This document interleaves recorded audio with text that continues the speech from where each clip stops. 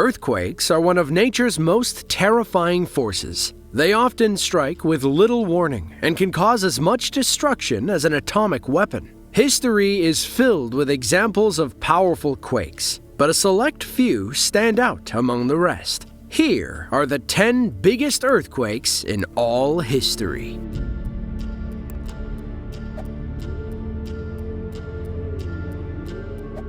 Kobe is the 7th largest city in Japan. With a population of 1.5 million people, it's on par with cities like Philadelphia and San Diego. Kobe was one of the first Japanese cities to trade with other countries after the 265-year policy of seclusion ended in 1853. The policy strictly limited which countries could trade with Japan and basically barred anyone from entering or leaving the country. Kobe's economy exploded when it ended, becoming an important port city for Japanese trade. They grew and grew for over 150 years, until a massive earthquake in 1995 set them back a couple of decades. Known as the Great Tangshan Earthquake or the Kobe Earthquake, the 6.9 magnitude tremor lasted for 20 terrifying seconds, causing more than $100 billion in damage. According to National Geographic, the earthquake claimed 6,000 lives and left another 45,000 homeless.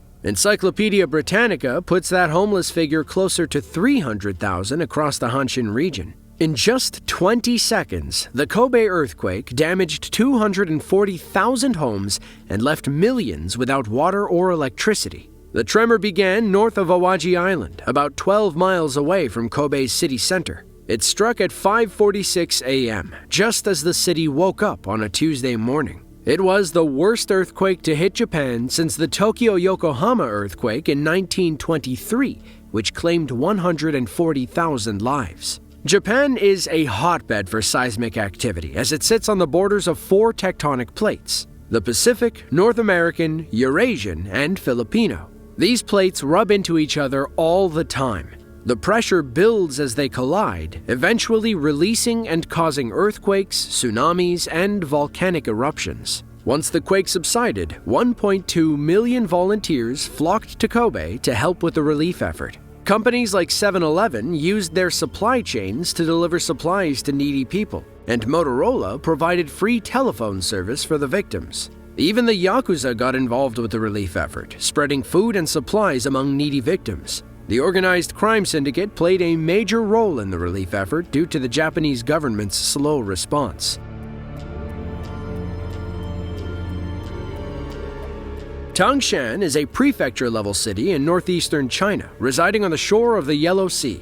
The metro area is home to over 3.6 million people and owes everything it has to a robust coal mining industry that began in 1870. They built China's first standard gauge railway, the most popular railroad type in the world. Historians call it China's cradle of industrialization. But Tangshan's entire coal mining industry almost got wiped out after a powerful earthquake struck the city in 1976. Dubbed the Great Tangshan Earthquake, the natural disaster registered as a 7.6 magnitude earthquake. Almost as powerful as the Great San Francisco Earthquake of 1906, a 7.9 magnitude tremor. The Tangshan earthquake struck at 3:42 a.m., with the epicenter located in the southern part of the city. Its tremors were so powerful that people felt the ground shaking 680 miles away in every direction. Within minutes, 85% of the buildings in Tangshan were destroyed or unusable.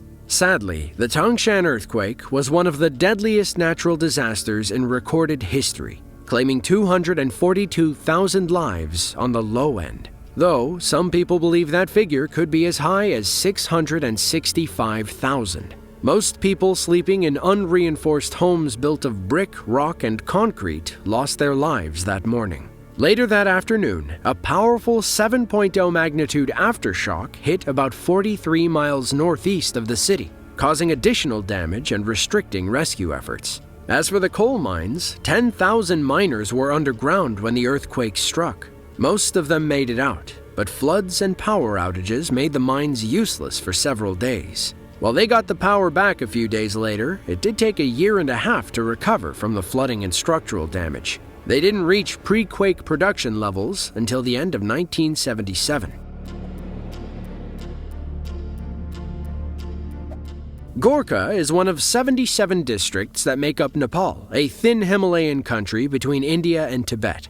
It's the fourth largest city by area and traces back to the legendary Gurkha soldiers and the creation of modern Nepal. But those soldiers could do little to help during a 2015 earthquake that rocked Nepal to its core. On April 25th of 2015, at about 11:56 a.m., a 7.8 magnitude earthquake struck east of Gorkha district. Thankfully, many people in the urban areas were working outdoors when the earthquake occurred, which drastically reduced the loss of life. Still, almost 9,000 people perished and another 22,000 were hurt. The 2015 earthquake was the worst natural disaster to strike Nepal since the Bihar-Nepal earthquake in 1934. Aftershocks continued for several days. Two, registering at a 6.6 and 6.7, happened within 24 hours. Then, on May 12th, 2 weeks after the initial quake, a 7.3 struck, injuring 1,900 more people and claiming over 100 more lives.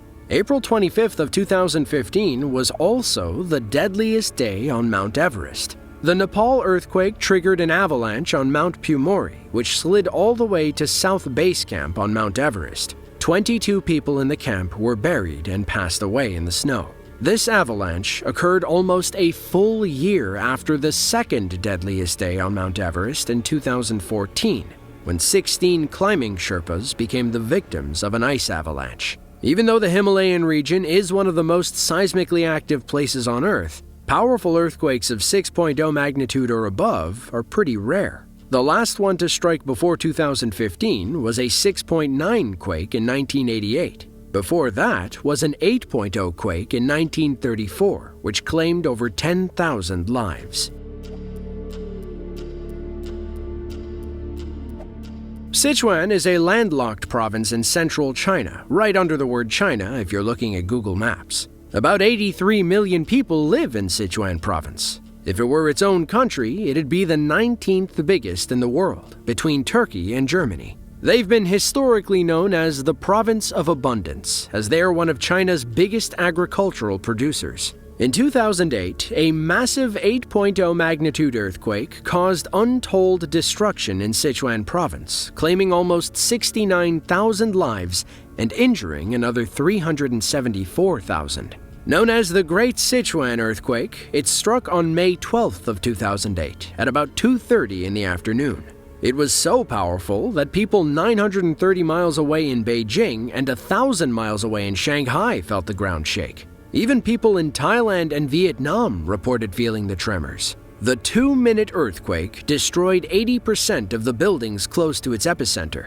Meanwhile, people evacuated office buildings in the Shanghai financial district. In Beijing, media personnel and organizers for the 2008 Summer Olympics had to flee their offices in fear. While they felt the quake, none of the Olympic buildings suffered any damage. In Hue County, east of Sichuan, a 13-car petrol train derailed and caught fire after the earthquake distorted the tracks. Rescue efforts weren't easy either. The earthquake damaged most of the highways leading to the most damaged villages. 2 chemical plants collapsed in Shifang City, burying 100 people and causing 80 tons of liquid ammonia to leak into the environment. A school in Dujiangyan, a city southeast of the epicenter, collapsed on 900 students. Less than 60 survived. At least 7,000 school buildings collapsed because of the earthquake, and many blamed shoddy construction practices. Tan Zuaren, a writer and environmentalist, investigated the school fatalities and was arrested after reporting that 5,600 kids lost their lives because of poorly built schools. He was sentenced to 5 years in prison for inciting subversion of state power.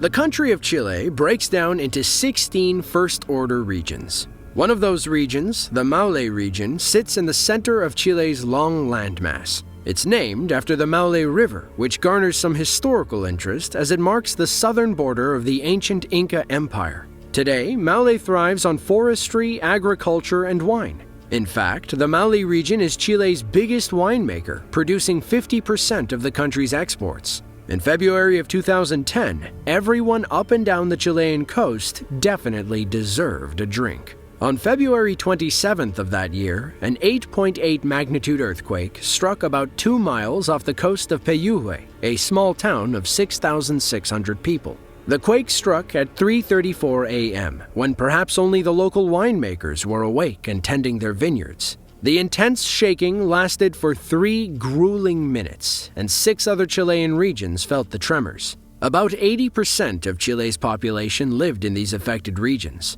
Some shaking was even felt 1,500 miles away in southern Peru. But the Chilean earthquake didn't just shake the ground. It also triggered a tsunami that wreaked havoc on coastal towns in south-central Chile. 53 countries issued tsunami warnings, and the wave even caused minor damage as far north as San Diego and as far west as Japan.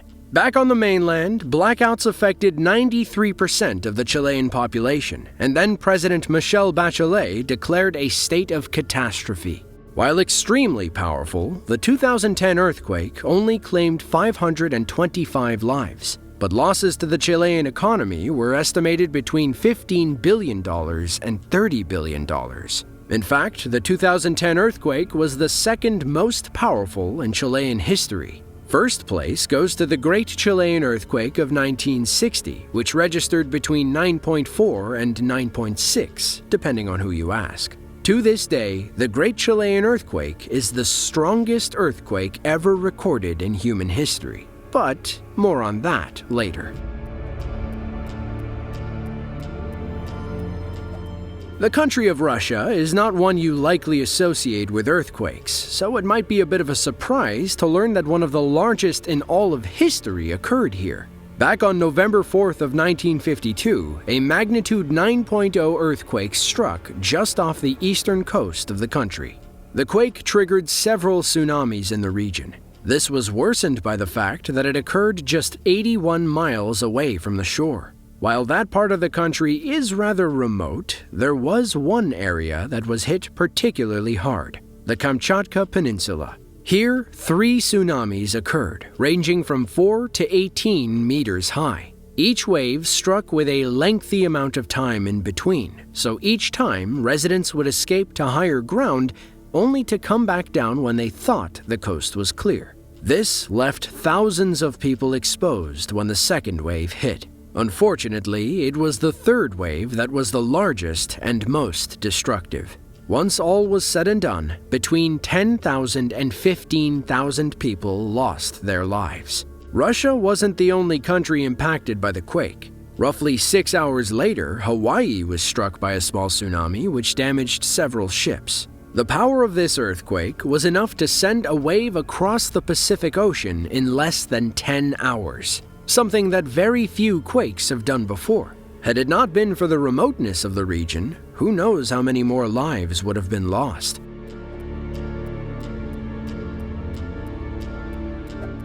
If you know anything about earthquakes, then you know there's no way to leave out one of the most historic of all time. In 2011, Japan was hit with the most powerful earthquake the country has ever felt. The quake struck only 43 miles off the east coast of Oshika Peninsula and produced a tsunami that claimed thousands of lives and caused billions of dollars in damage. When it first hit, the entire island of Honshu shook violently. In fact, it was so intense that the geographical position of the island moved roughly 8 feet east. The tsunami itself measured in at around 42 feet high, and it absolutely devastated the Japanese mainland. To make matters worse, it caused severe damage to the Fukushima Daiichi nuclear power plant, causing a level 7 meltdown in 3 of the reactors. It was the worst nuclear disaster since the Chernobyl explosion in 1986. So, along with the death toll, an additional 228,863 people are still having to live away from their homes due to how contaminated the area is. It's hard to put into one video just how astounding the damage from this event was. Japan's National Police Agency estimates that around 45,000 buildings were completely destroyed and another 144,000 were damaged. Somewhere between 15,000 and 20,000 people are believed to have lost their lives, and the total economic loss is estimated to be north of $200 billion.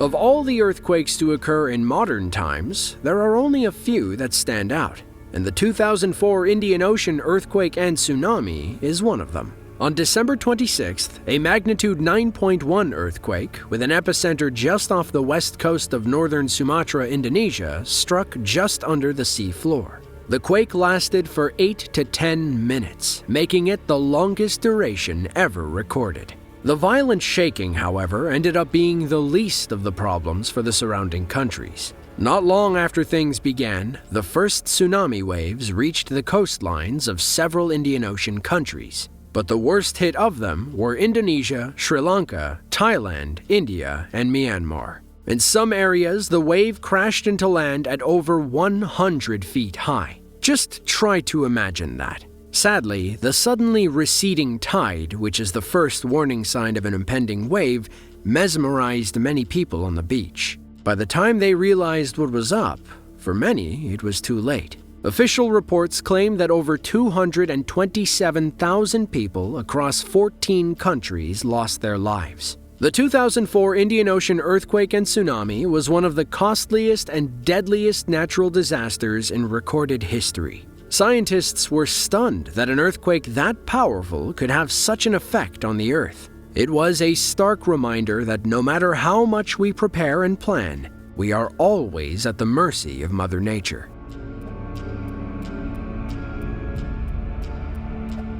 On March 27th of 1964, a 9.2 magnitude quake shook south-central Alaska for a full 4 minutes and 38 seconds, causing massive amounts of damage, opening ground fissures, collapsing structures, and producing tsunamis that caused about 131 deaths. Named the Great Alaskan Earthquake, it now holds the title as the second most powerful ever recorded. On a geological scale, this earthquake dwarfed any others. 600 miles of the fault line ruptured at the same time, releasing hundreds of years of built-up stress and moving up to 60 feet in the course of the 4 minute and 38 seconds. Huge cracks opened in the earth, destroying roads and property. Landslides occurred due to soil liquefaction in more mountainous regions. There were even some areas near the island of Kodiak that permanently rose by 30 feet. However, others around the city of Anchorage dropped as much as 8 feet. Underwater landslides collapsed the Valdez City harbor and docks, resulting in the deaths of 32 people. Tsunamis up to 27 feet washed away villages up and down the Alaskan coast. Luckily, the death toll was very low due to the sparsely populated area in which it occurred. But the images of the disaster are enough to show you just how extreme it was. You can only imagine what would have happened had it occurred near a major city.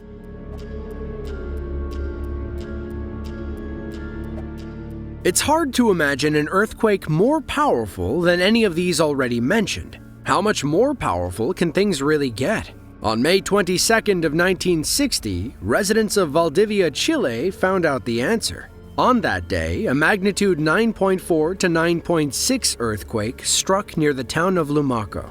The ruptured area spanned a length of between 500 and 1,000 kilometers, or 311 to 621 miles. Prior to this, there was increased seismic activity leading up to the main event. When it finally hit, it caused localized tsunamis with waves as high as 82 feet to crash into some seaside villages. The tsunami also impacted faraway lands such as Hawaii, New Zealand, and Japan, among others. While countless towns and villages were impacted by this disaster, the most devastated was the city of Valdivia. Here, nearly half the city's buildings were left uninhabitable, as can be seen in the few aftermath photos that are available. Still, historians claim the level of damage was relatively low given the extremely high magnitude of the quake. This is mostly due to the limited amount of development in areas closest to the epicenter. In the end, some 2 million people were left homeless, around 3,000 were injured, and approximately 1,000 to 6,000 lost their lives.